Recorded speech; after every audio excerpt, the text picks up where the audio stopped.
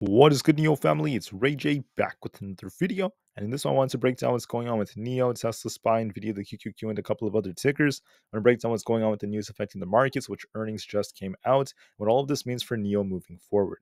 But before I break anything down, all this information, before I break down what's happening with NIO stock, let me just mention a couple of things. Firstly, I am not a financial planner, so take nothing I say as financial advice. And also, if you guys can, please check out the Webull link, which is down below and in the description. If you sign up for Webull and deposit $500 into the account, you are guaranteed 20 free stocks. If you deposit $25,000 or more, you're guaranteed 75 free stocks, and the offer ends very, very soon. Anyways, looking at NIO, this thing was down about 2.01%, and that's despite the fact that SPY was pumping quite a bit alongside Tesla and the QQQ. So the overall market pumps like crazy after Nvidia's earnings. And looking at NIO's technicals, it really should have followed the trend. NIO should have ran. Why did NIO not pump with the market? The answer is very simple. We had a very bad piece of news that came out, and I'm very sad to announce this, but JP Morgan has come out and they cut their price target on NIO to $5 on sales concerns. So NIO needs to give us some very strong fundamentals, strong guidance for their future earnings, and continue to prove to these big banks and these analysts that they could do it. They could succeed. Because when they look at the current metrics in NIO, we look at the current EV sector and what it's going through, there's a lot excuse me, there's a lot of negativity, there's a lot of FUD coming out about the sector and for NIO. And that's what's really holding it back. So it makes me very upset, but it is the truth. And now we just have to go based off this. So I'll break down the charts and stuff for you guys. SPY is obviously on a very, very big tear. We're also seeing the QQQ doing the same thing alongside Nvidia. I'll talk about those over the next few minutes, but let's first talk about the market and the news. So I just want to mention that tomorrow is Friday, February 23rd. Fortunately, we actually have no major pieces of data or Fed speakers or anything like that coming out for tomorrow. It's going to be a very quiet data day, which is the first time in a long time. So very, very awesome. But when it comes to earnings, we have Carvana announcing earnings. I think they're doing it right now. And then after that, for Friday, we have Warner Bros. Discovery and just a couple of others. That's going to conclude this earnings week. So we have some very minor earnings coming out. When it comes to Carvana, analysts expected the online used car seller to sharpen their losses to about 85 cents a share from a loss of $7.61 a year ago, with revenue to fall to 2.56 billion. Now, in reality, Carvana lost $1 per share and revenue was at 2.424 billion. That was down 15%. Retail unit sales tumbled 13%. So even though it didn't do so well in terms of earnings, the outlook was looking pretty good because they're expecting higher retail unit sales as long as adjusted EPS and other factors like that as time goes on. We're also going to be looking at a very, very nice growth coming out when it comes to retail sales. And they're saying for Q1, they're going to say that there's going to be slightly adjusted growth coming despite excessive capacity that's coming out. So it's actually good news for them. We're looking at more growth that's coming out, continuing to grow as time goes on. And this looks very, very good. So earnings before interest, taxes, and depreciation, we're going to be looking at more growth from there. So that's good for them. And they're seeing some strength. And as a result, we actually saw them pop up in terms of shares because of this news, because of strong guidance. Despite the fact that they missed on earnings, things are looking pretty good for Q1. That's why we saw this thing pop. Now, for NIO, we're actually seeing a lot of talk about the ET5 touring. Basically, there's a lot of talk about how people could head in different places in Austria and across the world in like snowy environments and just move around in their vehicles. They look very, very useful, very, very cool and durable during times like these. So it's very awesome to witness.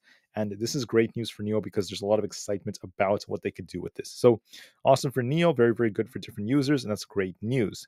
There's also news coming out that NIO started taking orders for the 2024 models. Prices are unchanged and deliveries on Model 5 are to start in March. So that's good for them. For the 5 models, we have the ES8, EC7, ES6, EC6, and ET5. They're all going to be coming out for March for deliveries. Then we have more models coming out for May and April. So that's good news for them as we're taking in more orders. And this could be very, very good for their growth and such. Now, I want to talk about this news right here.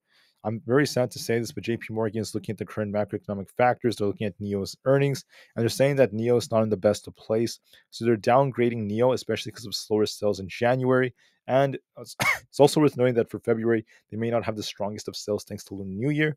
And on top of this, they're talking about how their sales are likely going to decline. They're losing momentum. And they used to say that, they saw $8.50 coming. Now they're saying only $5 is coming. So they downgraded NIO, and this was actually bearish news. This is showing lots and lots of challenges within the competitive market, especially as their sales have declined just a bit. So they're not too excited about this. There's a lot of fear, uncertainty, and doubt. And that's why NIO ended up dropping. Now, for tomorrow, for the overall market, SPY, I just want to call it has just under 400,000 calls expiring. It has over 770,000 puts expiring with a 2.12 puts to call ratio. So a lot of puts are expiring. We'll see what this causes for the markets. It is worth noting. For NIO, we got a downgrade from JP Morgan. We're just waiting for this to come out. Not the best of news, guys. I'm very sad to announce that.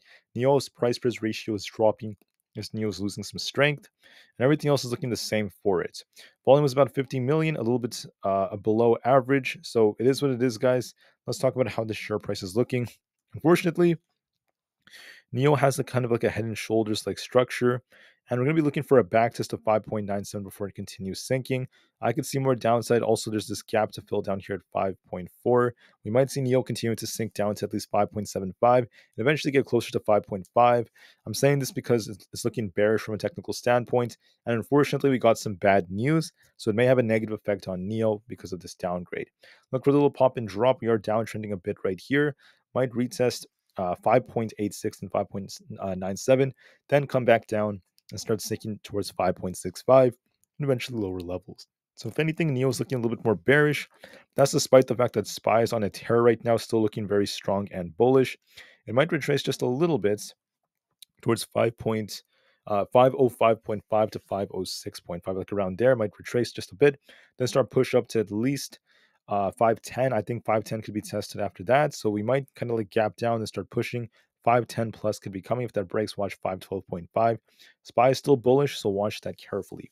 As far as Tesla goes, on the 4-hour time frame, Tesla is showing some life. It's attempting to uptrend. We want to see if it could break 198. If it does so, 200 could come. I think it might drop tomorrow morning, then bounce, trade sideways, and eventually try to push closer to 200 and get a decent close. But I do see some life and some potential on it. For Aapl, since we closed above this resistance, we're going to be watching 184.37, the 4-hour 50 EMA. If we break this, 185 should be coming. I think there's a very good chance that this is going to play out. For a couple of other tickers out there like the QQQ, in my opinion, is looking bullish as well, especially since we closed and we approached the all-time high. We didn't quite break it. We got very close. Might retest 438 to 436, this range down here, then bounce and push up for 440. So look for a little retracement and another push up. It could still break its high. Nvda is looking bullish to me. It's actually continuing to break out. I think 800 plus is coming, so look for a little retracement and a push up. 800 could break, and if that breaks, we'll be looking for 807 and high levels like that. So that's looking pretty good for Nvda and the market, but unfortunately, NIO is looking relatively weak. I'm very, very frustrated by the bad news we keep getting, but it is what it is, guys. It's part of the sector, so I'm still a big bull long term. For the short term, all this bad news is causing NIO to drop. So look for a backtest of 5.86 and 5.97 around that range, and then a rejection, and we could come down to about 5.65 and trade sideways. It is what it is, guys. We just have to accept it, and I'll see you guys very soon tomorrow. So thank you for listening. Have a great day. Remain calm, cool, and collected. And I'll see you guys very soon. Thank you, and peace out.